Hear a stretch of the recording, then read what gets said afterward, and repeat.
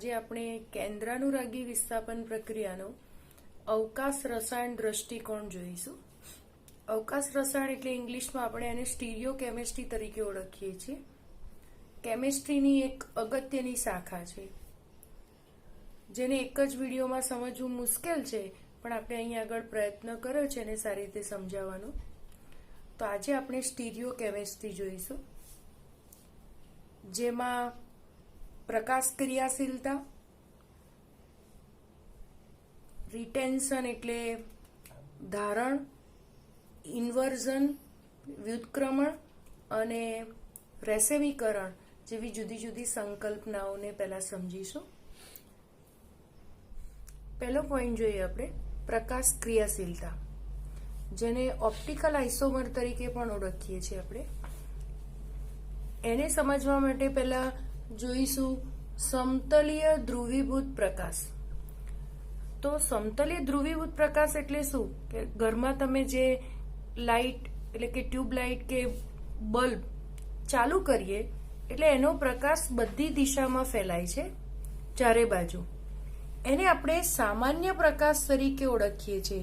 આ જે પ્રકાશ બતાવ્યો છે કે જે બધી દિશામાં એટલે કે બધા જ સમતલમાં એ જાય છે, જેને આપણે સામાન્ય પ્રકાશ તરીકે ઓળખીએ છીએ. આવા પ્રકાશને આપણે કોઈ પ્રિઝમમાં, અહીં આગળ નિકોલ પ્રિઝમ લીધેલો છે. આ પ્રિઝમને વિલિયમ નિકોલ નામના વૈજ્ઞાનિકે શોધ્યો હતો, એટલે એના નામ પરથી એને નિકોલ પ્રિઝમ તરીકે ઓળખવામાં આવે છે. જ્યારે આપણે આવો સામાન્ય પ્રકાશ એને નિકોલ પ્રિઝમમાં પસાર કરીએ તો એ પ્રકાશ એક જ સમતલમાં એટલે કે એના જે આંદોલન છે એ એક જ સમતલમાં બતાવે છે. તો એ જે એક જ પ્લેનમાં, જેને પ્લેન પોલરાઇઝ પ્રકાશ તરીકે પણ ઓળખવામાં આવે છે, એને આપણે સમતલીય ધ્રુવીભૂત પ્રકાશ તરીકે ઓળખીએ છીએ કે જે એક જ સમતલમાં પોતાના આંદોલનો બતાવે છે. તો આવા પ્રકાશને સમતલીય ધ્રુવીભૂત પ્રકાશ કહેવાય. આવા સમતલીય ધ્રુવીભૂત પ્રકાશને જો તમે કોઈ ઓર્ગેનિક કમ્પાઉન્ડ એટલે કે કોઈ કાર્બનિક સંયોજન છે એનું દ્રાવણ લીધેલું છે એમાંથી પસાર કરો તો એ રેખાઓ એટલે કે સમતલીય ધ્રુવીભૂત પ્રકાશ છે એ જમણી બાજુ કોણાવર્તન બતાવે. એટલે કે શરૂઆતમાં ઓર્ડિનરી પ્રકાશ આ રીતે હતો, જે રેડ લાઇન દ્વારા બતાવેલો છે એ પ્રમાણે, પણ એ પ્રકાશને તમે કાર્બનિક સંયોજનમાંથી પસાર કરો છો ત્યારે એ પ્રકાશનું કોણાવર્તન થાય છે. અને જો એ ક્લોકવાઇઝ એટલે કે ઘડિયાળના કાંટાની દિશામાં થાય, જેને આપણે રાઈટ સાઈડ એટલે કે જમણી બાજુ તરીકે ઓળખીએ છીએ, તો એ આમ સીધું હતું, એની જગ્યાએ કોણાવર્તન જમણી બાજુ થયું. તો જમણી બાજુ કોણાવર્તન થાય તો આપણે એને ગ્રીક ભાષામાં જમણી બાજુને ડેક્સ્ટ્રો તરીકે ઓળખવામાં આવે છે. તો એને ડેક્સ્ટ્રો રોટેટરી તરીકે ઓળખીએ છીએ. ડેક્સ્ટ્રો રોટેટરી, જેને શોર્ટમાં સ્મોલ ડી દ્વારા દર્શાવવામાં આવે છે. આ જે કોણાવર્તન જમણી બાજુ થયું તો એ ભ્રમણ કોણ છે એને જ્યારે આપણે દર્શાવીશું ત્યારે એની ઉપર આપણે આગળની બાજુ પોઝિટિવનું નિશાન બતાવીએ છીએ, એટલે પોઝિટિવ દ્વારા પણ દર્શાવીએ છીએ. તો ડેક્સ્ટ્રો એટલે કે જમણી બાજુ જે કોણાવર્તન બતાવે એને આપણે સ્મોલ ડી કાં તો પોઝિટિવ દ્વારા દર્શાવીશું. એ જ પ્રમાણે બીજું બતાવ્યું છે કે આવા સમતલીય ધ્રુવીભૂત પ્રકાશનું જો કોઈ કાર્બનિક સંયોજનમાંથી પસાર કરીએ અને ડાબી બાજુ કોણાવર્તન બતાવે, આ ડાબી બાજુ બતાવેલું છે, જો ડાબી બાજુ કોણાવર્તન બતાવે એટલે કે એનું ભ્રમણ છે ડાબી દિશામાં થાય એન્ટી ક્લોકવાઇઝ, તો આપણે એને લેવો રોટેટરી તરીકે ઓળખીએ છીએ. તો એને લેવો રોટેટરી તરીકે ઓળખવામાં આવે છે, જેને સ્મોલ એલ દ્વારા દર્શાવીએ છીએ. એટલે ટૂંકમાં સ્મોલ એલ દ્વારા પણ દર્શાવાય, અથવા એના ભ્રમણ કોણની આગળ આપણે માઇનસ ચિહ્ન દ્વારા દર્શાવીએ છીએ. તો જો કોણાવર્તન ડાબી દિશામાં બતાવે તો એને આપણે લીવો રોટેટરી તરીકે ઓળખીએ છીએ. એટલે કે કોણાવર્તન જમણી કાં તો ડાબી દિશામાં બતાવે સમતલીય ધ્રુવીભૂત પ્રકાશનું કોણાવર્તન, તો એવો જે કમ્પાઉન્ડ છે એ પ્રકાશ ક્રિયાશીલ સમઘટક છે એવું કહેવાય.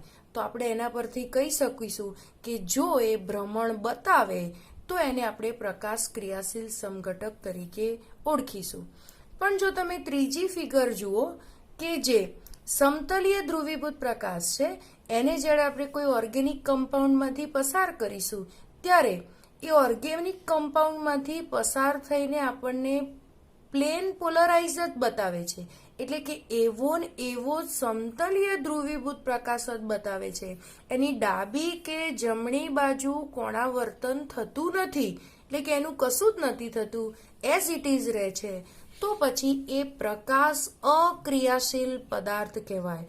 તો આ જે પદાર્થ છે એ પ્રકાશ અક્રિયાશીલ છે.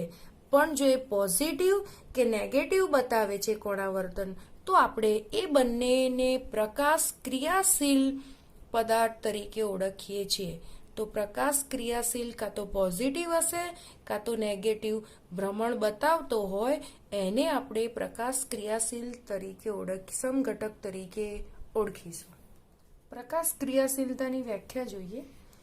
જે સંયોજનનું દ્રાવણ સમતલીય ધ્રુવીભૂત પ્રકાશનું ભ્રમણ કરે છે તે સંયોજનને પ્રકાશ ક્રિયાશીલ સંયોજનો કહે છે.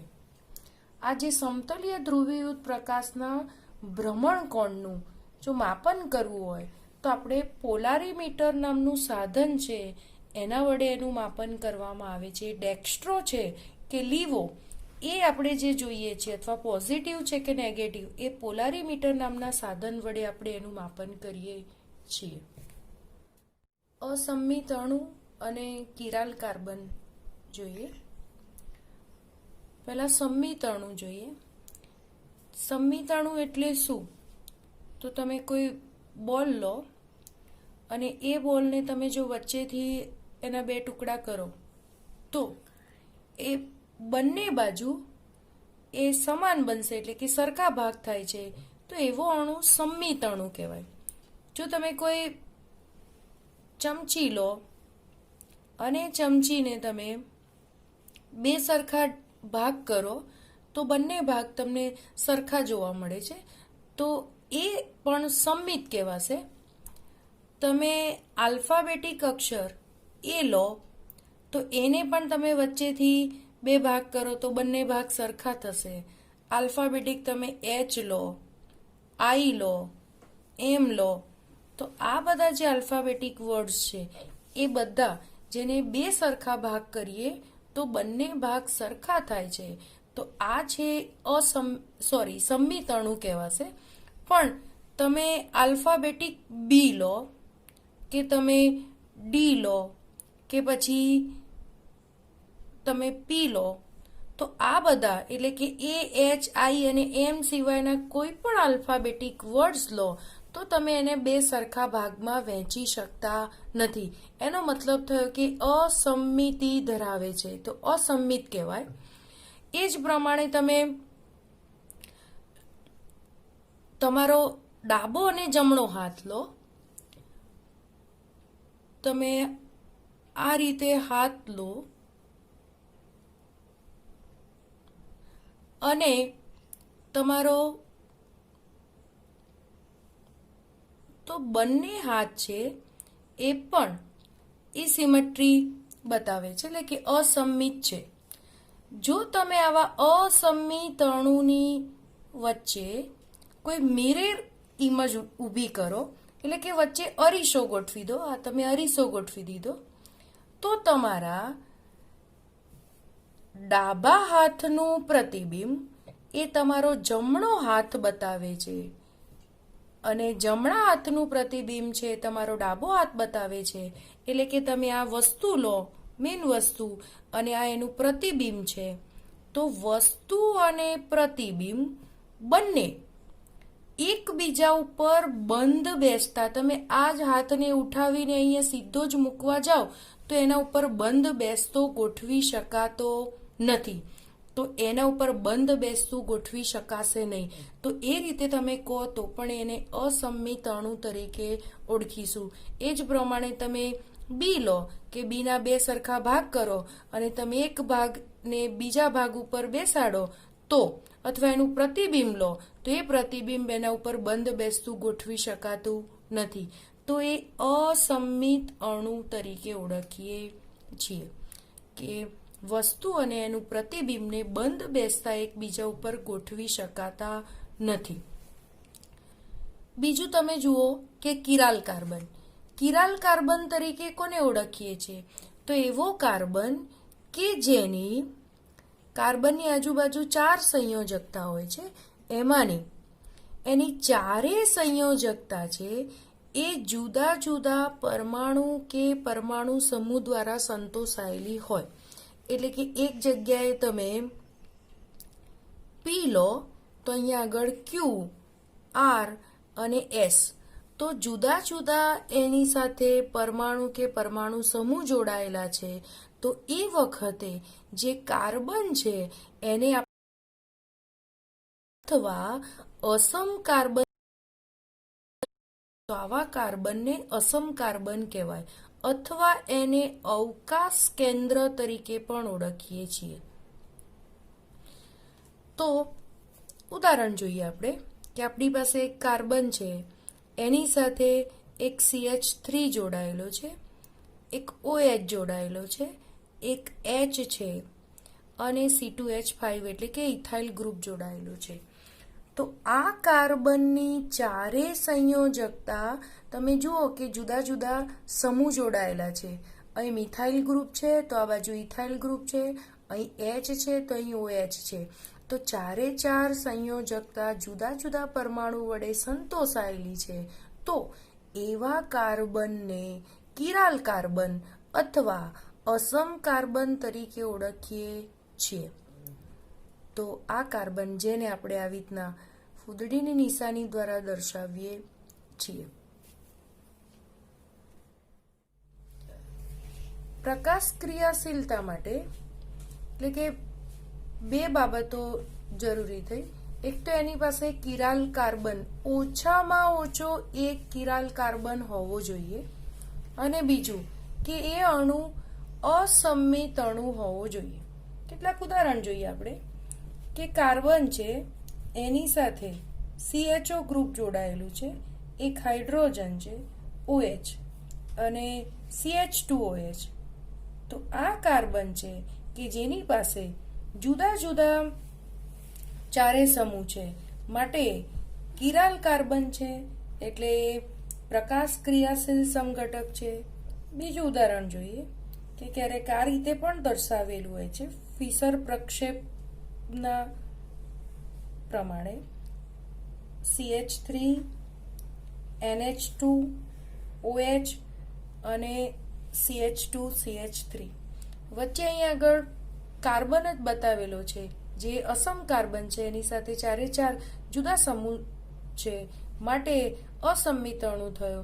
અને એ કાર્બન એ કિરાલ કાર્બન છે, માટે પણ પ્રકાશ ક્રિયાશીલતા દર્શાવતો હશે.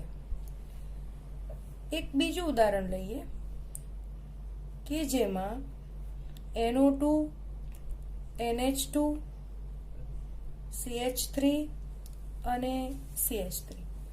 તો આ છે એ પ્રકાશ અક્રિયાશીલ પદાર્થ છે, કારણ કે અહીંયા આગળ કાર્બનની સાથે 2 મિથાઇલ ગ્રુપ જોડાયેલા છે, એટલે કે સમાન ગ્રુપ જોડાયેલા છે, માટે એ અકિરાલ કાર્બન થયો. તો એ પ્રકાશ ક્રિયાશીલતા બતાવતો નથી. બીજું ઉદાહરણ જુઓ તમે કે CH, OH, COOH, COH, H, COOH. એક આવું ઉદાહરણ બતાવેલું છે કે જેમાં 2 કિરાલ કાર્બન છે. કેવી રીતે કિરાલ કાર્બનની ગણતરી કરીશું? તો જુઓ કે આ જે કાર્બન છે એ કાર્બનની એક COOH, OH, આ બાજુ H, અને આ જે આખું ગ્રુપ છે એને એ વખતે આપણે આખું ભેગું ગણીશું તો એક આખું ગ્રુપ છે એટલે કાર્બનની આજુબાજુ એક COOH, OH, H અને એક આખું ગ્રુપ છે તેમ જોડાયેલું છે એટલે એક આ અસમ કાર્બન થયો.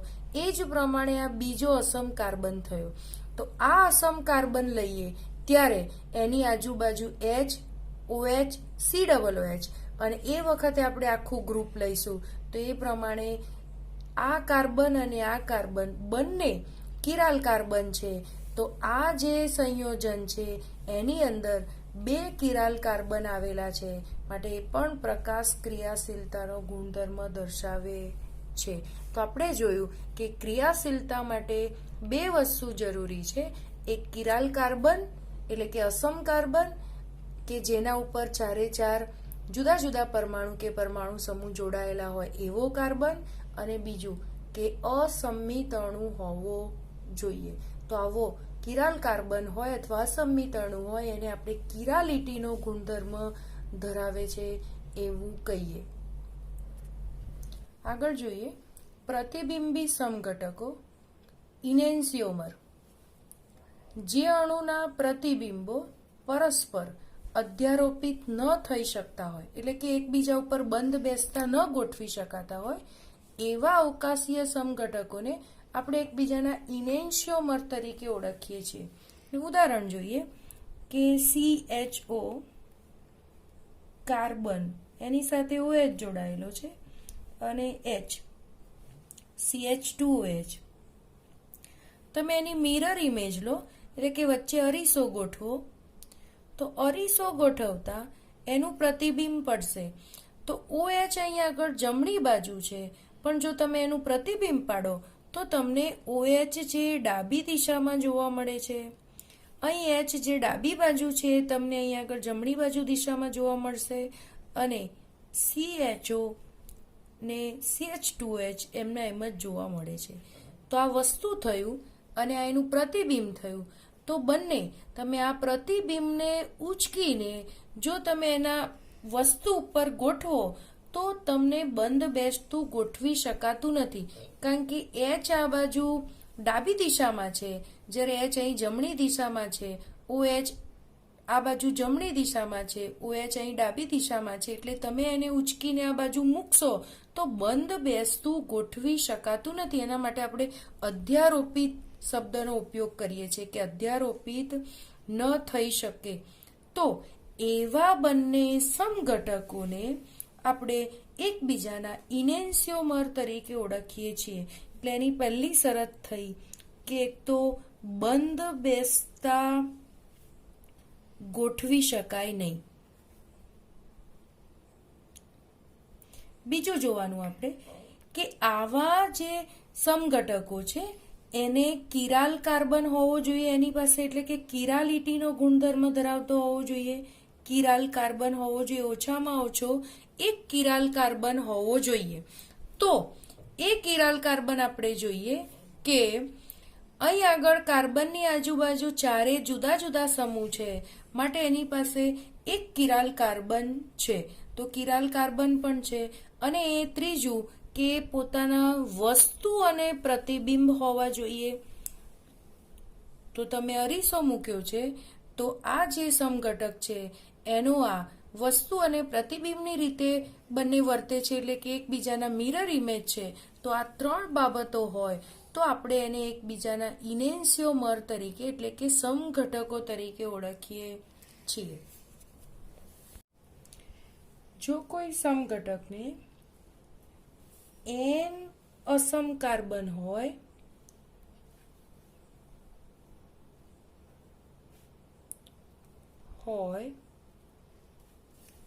તો એને 2n પ્રકાશ ક્રિયાશીલ સમઘટકો હોય છે. પ્રકાશ ક્રિયાશીલ સમઘટકો હોય જેને વોન્ટોફનો નિયમ તરીકે ઓળખીએ છીએ. n અસમ કાર્બન હોય તો 2n એને પ્રકાશ ક્રિયાશીલ સમઘટકો હોય. આપણે એક ઉદાહરણ જોઈએ કે આપણે 2,3 ડાયબ્રોમો પેન્ટેન લઈએ તો એને આપણે જોઈએ કે કેવી રીતે દર્શાવીશું. તો 5 કાર્બન છે પેન્ટેન એટલે 1, 2, 3, 4 અને 5. બીજા અને ત્રીજા સ્થાનમાં એને બીઆર ગ્રુપ છે તો અહીં આગળ આપણે બીઆર દર્શાવીએ. બીજા સ્થાનમાં અને ત્રીજા સ્થાનમાં પણ બીઆર ગ્રુપ છે. બાકીની બધી જગ્યાએ કાર્બનની 4 સંયોજકતા પૂર્ણ કરવાની. તો CH3, અહીં એક હાઇડ્રોજન, અહીં હાઇડ્રોજન અને અહીં આગળ CH2. તો આ થઈ ગયું 2,3-ડાયબ્રોમો પેન્ટેન. એને આપણે જ્યારે ગોઠવવું છે તો આપણે આ રીતે ગોઠવીશું. આ લાઈનને આપણે સીધી કરી દઈએ તો અહીં આગળ ગોઠવશે CH3. એની એક બાજુ આપણે આમ સીધી લાઈન દ્વારા પણ ગોઠવીએ, વચ્ચે કાર્બન ના બતાવીએ તો એને ફિશર પ્રક્ષેપ સૂત્ર તરીકે ઓળખવામાં આવે છે કે એને જ્યારે આપણે દર્શાવીએ ત્યારે એક બાજુ H દર્શાવીએ બીજા કાર્બન ઉપર તો અહીંયા આગળ Br છે. જો આ બાજુ Br દર્શાવીએ તો અહીં આગળ H છે અને નીચે C2H5. આપણે આખો સમૂહ છે CH2, CH3 અને આખું ભેગું લઈ લઈએ તો આ C2H5 એટલે કે ઇથાઇલ ગ્રુપ થઈ ગયું. તો એક રીતે આપણે આ એને પહેલું કહીએ તો આ પહેલો સમઘટક થયો. એનું આપણે પ્રતિબિંબ પાડીએ, વચ્ચે અરીસો ગોઠવીએ તો આપણને આ રીતે મળશે કે Br જમણી બાજુ છે તો અહીં ડાબી બાજુ મળશે H. અહીં આગળ H જમણી બાજુ છે તો અહીં ડાબી બાજુ મળશે અને Br જે અહીં છે અહીં મળશે અને C2H5. તો આ વસ્તુ અને આ એનું પ્રતિબિંબ થયું જેને આપણે સમઘટક 2 તરીકે ઓળખીએ. તમે જુઓ કે આ જે સમઘટક છે એને આ સમઘટક એના ઉપર મૂકીએ તો બીઆર ગ્રુપ આ બાજુ છે, જ્યારે અહીં બીઆર ગ્રુપ છે એટલે કે એના ઉપર બંધ બેસતું ગોઠવી શકાતું નથી. એક બીઆર ગ્રુપ અહીં રહેશે જ્યારે બીજું બીઆર ગ્રુપ અહીં રહેશે જ્યારે આપણે એને બંધ બેસતું ગોઠવીએ ત્યારે તો બંધ નથી. તો આ બંને એકબીજાના ઇનેન્સિયોમર થયા. બીજી શરત છે કે એમની પાસે અસમ કાર્બન હોવો જોઈએ તો અહીં આગળ અસમ કાર્બન છે જ કે આ કાર્બન છે એની પાસે CH3H Br અને આખું ગ્રુપ લો તો એક અસમ કાર્બન ને બીજો અસમ કાર્બન એટલે 2 અસમ કાર્બન છે. તો અસમ કાર્બન પણ છે અને બંધ બેસતા ગોઠવી શકાતા નથી અને એકબીજાની મિરર ઇમેજ પણ છે તો એને એકબીજાના ઇનેન્સિયોમર તરીકે ઓળખીએ છીએ. હજુ આ સમઘટકને આપણે બીજી રીતે પણ ગોઠવી શકીએ કે અહીં CH3 લો. હવે આ બાજુ આપણે હાઇડ્રોજન ગોઠવીએ અને અહીં Br ગોઠવીએ, અહીં હાઇડ્રોજન ગોઠવીએ અને આ બાજુ Br ગોઠવીએ, C2H5 અહીં ગોઠવીએ. સમઘટક એને બીજી આ રીતે પણ ગોઠવી શકાય. એનું જો પ્રતિબિંબ પાડીએ આપણે તો આ રીતે ગોઠવી શકાય કે CH3 ઉપરની તરફ, Br જે જમણી બાજુ છે તો અહીંયા આગળ Br ડાબી બાજુ આવશે, અહીં પણ બીજો Br નો અણુ ડાબી બાજુ H અને H. તો આ વસ્તુ થયું અને આ ચોથો એની પ્રતિબિંબ થયું. તો આ પણ વસ્તુ અને પ્રતિબિંબની રીતે ગોઠવી શકાય. એકબીજાના પ્રતિબિંબી સમઘટકો છે. આને પણ એકબીજાના ઇનેન્સિયોમર તરીકે ઓળખાય. એટલે પહેલો અને બીજો છે આ પણ ઇનેન્સિયોમર છે અને આ પણ ઇનેન્સિયોમર તરીકે ઓળખાય છે. આપણે કહ્યું કે જો n અસમ કાર્બન હોય તો આ જે સમઘટક છે એની અંદર 2 અસમ કાર્બન છે, એક આ અને એક 2, જેને આપણે ફૂદડીની નિશાની દ્વારા દર્શાવીએ તો એને 2 અસમ કાર્બન છે. 2 એટલે 2n એટલે આપણે અહીંયા 2 ની 2 ઘાત એટલે 2 મૂકીએ તો આપણને 4 મળે છે જવાબ. તો એનો મતલબ થયો કે એના 4 પ્રકાશ ક્રિયાશીલ સમઘટકો હોવા જોઈએ. તો 1, 2, 3 અને 4 પ્રકાશ ક્રિયાશીલ સમઘટકો આપણને મળે છે. અહીં એક બીજું પરીક્ષામાં પૂછાય છે કે ઇનેન્સિયોમર સમજ્યા પછી ડાયાસ્ટીરિયોમર્સ કોને કહીએ છીએ? જેને આપણે અપ્રતિબિંબી સમઘટકો તરીકે ઓળખીએ છીએ. અપ્રતિબિંબી, જેમાં ઇનેન્સિયોમરને પ્રતિબિંબી સમઘટકો કહીએ છીએ, એમ ડાયાસ્ટીરિયોમર્સને અપ્રતિબિંબી સમઘટકો તરીકે ઓળખવામાં આવે છે. તો તમે જુઓ કે સમઘટક 1 લો અને સમઘટક 3 લો. હવે તમે 1 અને 3 લો, આ 1 અને એની સાથે સમઘટક 3 લો, તો એ બંને જુઓ કે અહીં આગળ બીઆર ગ્રુપ છે, જ્યારે અહીં બીઆર ગ્રુપ છે, પણ આ બીઆર ગ્રુપ આ અહીં ડાબી બાજુ છે, તો અહીં જમણી બાજુ છે, તો આ બંને એકબીજાના વસ્તુ પ્રતિબિંબ નથી. તો ડાયાસ્ટીરિયોમરની વ્યાખ્યા શું છે કે એક તો વસ્તુ પ્રતિબિંબ તરીકે ના હોવા જોઈએ, વસ્તુ અને પ્રતિબિંબ તરીકે ન હોવા જોઈએ એટલે નથી. અને બીજું કે એમને બંધ બેસતા પણ ગોઠવી ન શકાય, એટલે બંને વસ્તુ નકારાત્મક થઈ. અને બંધ બેસતા પણ ગોઠવી ના શકાય, બંધ બેસતા ન ગોઠવાય. તો એવા જે સમઘટકો છે એને ડાયાસ્ટીરિયોમર્સ અથવા અપ્રતિબિંબી કહેવાય. તો એવી પેર કઈ કઈ છે?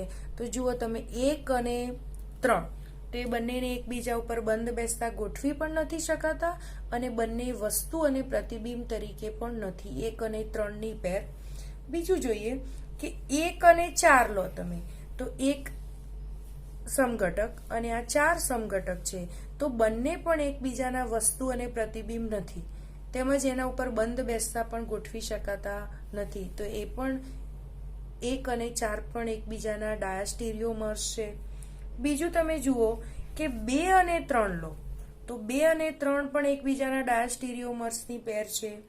અને એ જ પ્રમાણે તમે 2 અને 4 લો, તો 2 અને 4 પણ ડાયાસ્ટીરિયોમર્સ છે, એટલે કે એ પણ અપ્રતિબિંબી સમઘટકો છે. જે ઇનેન્સિયોમર છે એટલે કે પ્રતિબિંબી સમઘટકો, એના ગલન બિંદુ, ઉત્કલન બિંદુ, દ્રાવ્યતા, વક્રીભવનાંક જેવા ગુણધર્મો એટલે કે ભૌતિક ગુણધર્મો બંને સમઘટકોના સમાન હોય છે. એના રાસાયણિક ગુણધર્મો પણ સમાન હોય છે. પણ ઇનેન્સિયોમર માત્ર એનું ધ્રુવીભૂત પ્રકાશનું ભ્રમણ એક ડાબી દિશામાં દર્શાવે છે, તો બીજો જમણી દિશામાં દર્શાવે છે. એટલે કે માત્ર પ્રકાશનું ભ્રમણ સંદર્ભે જ બંને સમઘટકો જુદા પડે છે. રેસેમિક મિક્સર જોઈએ. જ્યારે બે ઇનેન્સિયોમર એટલે કે પ્રતિબિંબી સમઘટકો, એ બંને સમઘટકોને સરખા પ્રમાણમાં લઈએ, એટલે કે બંનેનું 50-50% મિશ્રણ લઈએ અને જે મિક્સર બને છે એને આપણે રેસેમિક મિક્સર તરીકે ઓળખીએ છીએ. રેસેમિક મિક્સરમાં આપણે કહ્યું કે બંને પ્રતિબિંબી સમઘટકો, તો એક ડેક્સ્ટ્રો હોય અને બીજો લીવો સમઘટક હોય છે. બંનેનું 50-50% મિશ્રણ લઈએ, એટલે કે બંનેને જ્યારે ભેગા કરીએ, આ પોઝિટિવ બતાવે છે અને આપણે નેગેટિવ કહીએ છીએ. કે તમે જ્યારે એક પાત્રમાં લો, આપણે ઉદાહરણ તરીકે એને સમજીએ કે આપણે એક ઉદાહરણ લઈએ કે 2-બ્યુટેનોલ લઈએ અને એને આપણે પાત્રમાં ભર્યો છે. એનું એક ડેક્સ્ટ્રો બતાવે છે સમઘટક અને એનો બીજો સમઘટક લીવો હોય રોટેટરી, અને બંનેનું આપણે 50-50% મિશ્રણ આની અંદર ઉમેરીએ અને પછી તમે એટલે કે એક રેસેમિક મિક્સર તૈયાર કર્યું. હવે આના ઉપર જો તમે આ કમ્પાઉન્ડ છે એના ઉપર જ્યારે તમે સમતલીય ધ્રુવીભૂત પ્રકાશ એમાંથી પસાર કરશો, તો એ સમતલીય ધ્રુવીભૂત પ્રકાશ સીધો જ એટલે કે એક જ સમતલમાં જોવા મળશે. કેમ એવું જોવા મળે છે? કારણ કે એક ડેક્સ્ટ્રો છે અને એક લીવો છે, તો બંનેનું સરખું પ્રમાણ રાખેલું છે આપણે. તો એક જે સમઘટક છે એ સમતલીય ધ્રુવીભૂત પ્રકાશને જમણી બાજુ પ્રયત્ન કરશે રોટેટ કરવાનો. જ્યારે લીવો છે એનું પણ 50% મિશ્રણ છે તો એને ડાબી બાજુ રોટેટ કરવાનું પ્રયત્ન કરશે. તો બંને સરખા પ્રમાણમાં છે, એટલે કે ડાબી દિશામાં પણ નહીં થાય અને જમણી દિશામાં પણ નહીં થાય, તો એને સીધું પસાર થવા દેશે. તો એવા જ્યારે રેસેમિક મિક્સર હોય, એટલે કે 50-50% મિશ્રણ હોય, ત્યારે એ સમતલીય ધ્રુવીભૂત પ્રકાશને સીધો પસાર થવા દેશે. તો એ વખતે એ પ્રકાશ અક્રિયાશીલ બનશે. અને એનું જે ભ્રમણ છે એ ભ્રમણ આપણને શૂન્ય જોવા મળે છે. તો ભ્રમણ એનું શૂન્ય થઈ જશે, શૂન્ય હોય છે અને પોતે પ્રકાશ અક્રિયાશીલ બનશે. ઉદાહરણ જોઈએ કે રાસાયણિક પ્રક્રિયા અથવા રૂપાંતરણ દરમિયાન સમમિતિ કેન્દ્ર એટલે કે કિરાલ કેન્દ્ર છે એની સાથેના જે બંધો છે એની અવકાશીય ગોઠવણી સંપૂર્ણ રીતે જળવાઈ રહેતી હોય તેને વિન્યાસનું તારણ તરીકે ઓળખીએ છીએ. એટલે શું છે કે આ કિરાલ કાર્બન છે, એ કિરાલ કાર્બનના ચારે બંધ એકે બંધ તૂટે નહીં અને એ બંધનો વિન્યાસ એમના એમ જળવાઈ રહે, તો એવી પ્રક્રિયાને વિન્યાસનો ધારણ તરીકે ઓળખીએ છીએ. તમે જુઓ કે OH આ બંધ તૂટે છે, કાર્બન અને OH વચ્ચેનો બંધ તૂટશે અને એની સાથે OH નું વિસ્થાપન થઈ અને Cl જોડાય છે. પણ કાર્બનની આજુબાજુના ચારે બંધ છે એમાંથી એક પણ બંધ તૂટતો નથી, એના પછીનો બંધ તૂટે છે. એટલે કે જે કિરાલ કાર્બન છે એનો વિન્યાસ એમના એમ જળવાઈ રહે છે પ્રક્રિયકમાંથી નિપજ બને ત્યારે. તો એને વિન્યાસનું ધારણ તરીકે ઓળખવામાં આવે છે. એક પ્રક્રિયા જોઈએ કે અહીં આગળ કશું નથી, એટલે કાર્બન છે, કાર્બનની ઉપર એક H જોડેલો છે, એક C2H5 છે, Cl છે અને CH3 છે. તો અસમ કાર્બન છે, પણ એની જ્યારે OH- સાથે તમે પ્રક્રિયા કરો તો એમાંથી તમને નિપજ મળે છે. તો અહીં આગળ તમે જુઓ કે Cl નું વિસ્થાપન થઈ અને નિપજમાં આપણને OH મળે છે. તો કાર્બનનો જેવો વિન્યાસ છે એ જ પ્રકારે ખાલી Cl ની જગ્યાએ આપણને OH જ મળે છે, બીજો કોઈ ચેન્જ થતો નથી. તો આ જે પ્રક્રિયામાં નિપજ બને છે તો એમાં કાર્બનની એટલે અસમ કાર્બનની આજુબાજુના બધા જ બંધો એમના એમ જળવાઈ રહે છે, એટલે કે સંપૂર્ણપણે એમના એમ પરિસ્થિતિ જળવાઈ લે છે. તો કાર્બનનો વિન્યાસ એમના એમ જ રહે છે. તો આપણે એને ધારણ તરીકે એટલે કે રિટેન્શન કહેવાય એને. તો આ કાર્બનના વિન્યાસનું ધારણ થયું કહેવાય. બીજું જોઈએ કે એમાં હાઇડ્રોક્સિલ ગ્રુપનું વિસ્થાપન થઈ અને જો નિપજ આ પ્રમાણે મળે, એટલે કે જે બાજુ Cl છે આ બાજુ ડાબી બાજુ બતાવી છે પણ એ બદલાઈને ઉલટાઈને આપણને જમણી બાજુ OH મળે છે. તો H આ બાજુ હતો એની જગ્યાએ આપણને આ બાજુ મળે છે, CH3 અને H બંને બાજુ. તો દિશા ઉલટાઈ જાય. તો કાર્બનની જે પ્રક્રિયકમાં આ બાજુ વિન્યાસ હતો એની જગ્યાએ નિપજમાં એનો વિન્યાસ ઉલટાઈ જાય છે. તો આ જે થયું એને આપણે વ્યુત્ક્રમણ અથવા ઇન્વર્ઝન તરીકે ઓળખીએ છીએ. તો આપણે SN1 અને SN2 પ્રક્રિયામાં જોયું હતું કે SN2 પ્રક્રિયામાં જ્યારે નિપજ મળે છે ત્યારે પ્રક્રિયક કરતા નિપજમાં કાર્બનનો વિન્યાસ ઉલટાઈ જાય છે, તો એને વ્યુત્ક્રમણ થયું. તો SN2 પ્રક્રિયામાં આપણને વ્યુત્ક્રમણ મળે છે, એટલે કે ઇન્વર્ઝન થયેલું જોવા મળે છે. જ્યારે SN1 પ્રક્રિયા પ્રમાણે જોઈએ તો SN1 પ્રક્રિયામાં આપણે કાર્બોકેટાઇન હતો, એ કાર્બોકેટાઇનનું જ્યારે બીજા સ્ટેપમાં એની પ્રક્રિયા થાય છે અને હાઇડ્રોક્સિલ ગ્રુપ એના ઉપર એટેક કરશે એ વખતે એ બંને દિશાએથી એટેક કરી શકે છે. એટલે આપણને બે પ્રકારની નિપજ મળી હતી કે જો CH3 જો H આ દિશાએથી એટેક કરે તો H અહીં મળે છે, અને બીજું જો H આ બાજુથી એટેક કરે તો H આપણને આ રીતે મળશે. તો CH3 અને CH3 તો આ બંને એકબીજાની મિરર ઇમેજ જોવા મળે છે, વસ્તુ અને પ્રતિબિંબ. તો આ બંને એકબીજાના ઇનેન્સિયોમર થયા, જે આપણને 50-50% મિશ્રણ મળે છે. તો બંને 50-50% મળે છે. એટલે કે આપણે જોયું હતું કે SN1 પ્રક્રિયામાં રેસેમિક મિશ્રણ મળે છે.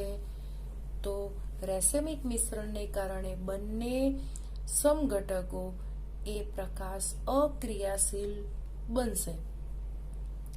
તો SN2 પ્રક્રિયામાં રેસેમાઇઝેશન થાય છે, જ્યારે SN2 પ્રક્રિયામાં આપણને ઇન્વર્ઝન જોવા મળે છે.